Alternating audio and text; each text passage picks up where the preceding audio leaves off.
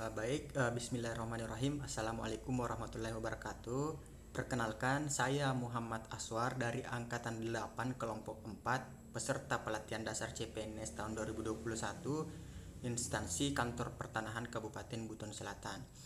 Pada kesempatan ini saya akan berbagi pengalaman mengenai belajar mandiri di hari kedua pelaksanaan distance learning.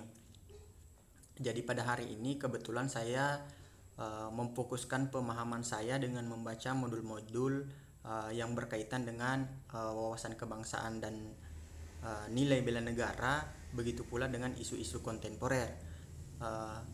Secara spesifik saya sebetulnya mempelajari dan memahami secara mendalam isu kontemporer. Kenapa? Karena isu kontemporer ini berkaitan erat dengan masalah-masalah yang kita hadapi di era saat ini. Taruhlah misalkan kita sebut terorisme, isu hoax, isu narkoba, isu proxy war dan seterusnya. Dan secara spesifik lagi teman-teman, saya kebetulan banyak membaca artikel yang berkaitan dengan proxy war. Kenapa? Karena isu proxy war ini masih awam di telinga masyarakat, bahkan bagi saya sendiri. Nah, sedikit saya jelaskan, isu proxy war itu adalah isu-isu ataupun ancaman-ancaman yang sifatnya bisa dari internal maupun bisa dari eksternal, yang orientasinya sebetulnya adalah untuk membunuh sebuah karakter bangsa. Jenisnya bermacam-macam juga. Misalkan penghilangan identitas suatu bangsa, penghilangan identitas agama sebuah kelompok masyarakat, penghilangan isu budaya ataupun adat dari sebuah kelompok masyarakat, seperti itu.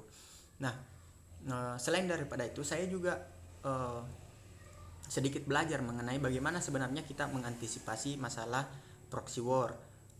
Saya bagi ke dalam dua kelompok cara mengantisipasi masalah ini. Yang pertama adalah dengan cara preventif, pencegahan secara preventif. Bisa dilakukan sebetulnya dengan misalkan mengamalkan nilai-nilai Pancasila dalam kehidupan sehari-hari, baik itu di lingkungan keluarga, lingkungan kantor, lingkungan dimanapun kita berada. Yang kedua adalah dengan cara represif. Bagaimana caranya? Ya, kita harus lebih cermat dalam membaca berita di media sosial. Kita harus lebih bisa memfilter mana berita yang aktual, mana berita faktual, dan mana berita yang sifatnya bisa menyesatkan dan bisa menimbulkan proxy war itu sendiri.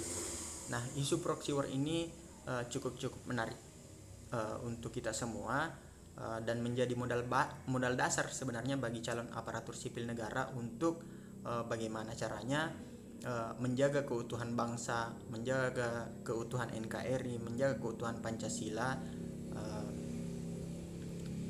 seperti itu. Pada kesempatan ini mungkin cukup pengalaman yang bisa saya share kepada teman-teman semua. Semangat terus lacarnya. Terima kasih. Wassalamualaikum warahmatullahi wabarakatuh.